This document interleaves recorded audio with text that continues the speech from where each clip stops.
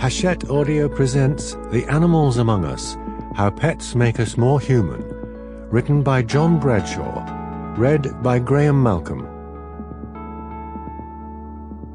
To my lovely wife, Nikki, who introduced me to the joys of keeping pets. Preface. Why keep pets? Such a question will never have occurred to some people. There has always been a dog at home, or a cat, or maybe rabbits or guinea pigs. So many households in the West include pets nowadays that it's salutary to note that a mere 2 centuries ago, when domestic animals were everywhere, pet keeping was almost exclusively the prerogative of the rich. Of course, increasing affluence has allowed many more people to keep animals as companions, but that alone cannot explain the massive surge in pet ownership in the last century. Survey after survey shows that people feel deep emotional attachment to their pets and think of them as one of the family. Where does this passion come from? I believe that it stems from deep within our nature and provides insight into what makes us human.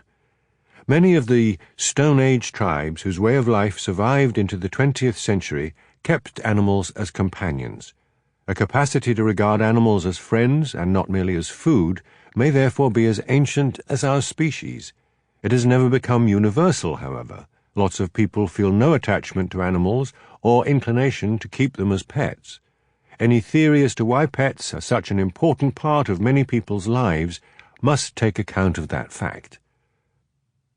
I came to write this book as a scientist as much as an animal enthusiast. Indeed, I started life as something of a pet agnostic.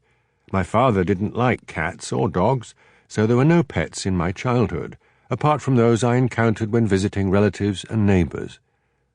As a biologist in the making, I saw pets mainly as interesting and accessible animals, not all that different from the birds that visited the feeders in our garden, or the deer that we'd sometimes disturb on family walks in the countryside where we lived.